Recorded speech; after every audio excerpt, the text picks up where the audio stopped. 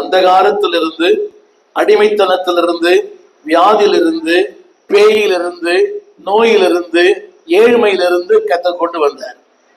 யோசிச்சு பார்க்குறீங்களா? இந்த அந்தமானுக்கு எப்படி வந்தீங்க, நீங்க எப்படி இருக்கிறீங்க? இப்படி சொன்னாலும் புரியும். சபைக்கு வர்றதுக்கு முன்னால் எப்படி இருந்தீங்க, வந்த பிறகு எப்படி இருக்கிறீங்க? சபைக்கு வர்றதுக்கு முன்னால வட்டிக்கு கடன் வாங்கி வட்டி கொடுத்தோம்.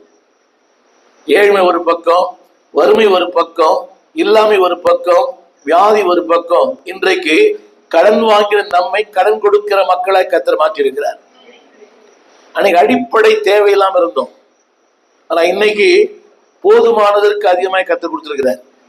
ஆமென் சொல்ல மாட்டீங்களா? தமிழ் புரிதவங்க எல்லாரும் புரிய நினைக்கிறேன்ல. சோ கர்த்தருடைய வாசல் சொல்லுங்க, இந்த பூமியிலே இஸ்ரவேல் குடும்பத்தார் என்று சொல்லுவது பாக்கியம். அம்பானியின் பிள்ளை என்று சொல்லுவதை விட ஆண்டவரின் பிள்ளை என்று சொல்லுவது ஆசீர்வாதம். வாய்த்திறது ஆமேன் இல்லை. அம்பானியின் மகன் என்று அழைக்கப்படுவதை விட ஆண்டவரின் மகன் என்று அழைக்கப்படுவது ஆசீர்வாதம். சந்தோஷமா? I am proud to be called a child of God rather than called to be the son of Ambani. அம்பானியின் மகன் என்று சொல்லப்படுவதை விட, அதானியின் மகன் என்று சொல்லப்படுவதை விட ஆண்டவருடைய பிள்ளை என்று சொல்வது ஆசீர்வாதம். சொல்லுங்க, இஸ்ரவேல் குடும்பத்தார். சத்தமா சொல்லுங்க. ஒரு காலத்துல நீங்க யாரா இருந்தீங்க? ஐயா நீங்க பரம்பரை கிறிஸ்தவரா, பாதி கிறிஸ்தவரா? பாதி கிறிஸ்தவன். நானும் பாதி கிறிஸ்தவன் தான்.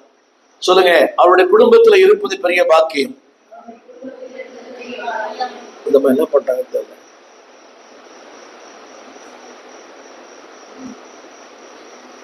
சொல்லுங்க, இயேசுவின் குடும்பம் அன்பு நிறைந்த குடும்பம், தேவையை சந்திக்கிற குடும்பம். தெரியுமா உங்களுக்கு? உங்க சொந்த குடும்பத்தை விட இந்த குடும்பம் பெருசு. இந்த குடும்பம் இங்க வரைக்கும் தான் வரும், ஆனா இந்த குடும்பம் பரலோகம் வரைக்கும் வரும். நம்புறீங்களாமா?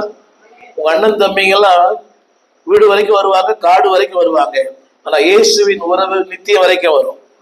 ஆமென் சொல்ல மாட்டீங்களா? அந்த உறவை விட இந்த உறவை கனம் பண்ணுங்க. நான் பிற மார்க்கத்திலிருந்து வந்தேன்.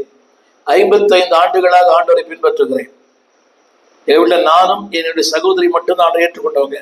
என் கூட பிறந்தவங்க 8 பேர், எல்லாரும் இந்துக்களை தான் இருக்கிறாங்க. அந்த உறவை விட நான் இந்த உறவை தான் ரொம்ப கனம் பண்றேன். ஆமீன் சொல்ல மாட்டீங்களா? சத்தமா சொல்லுங்க. எந்த உறவை விட?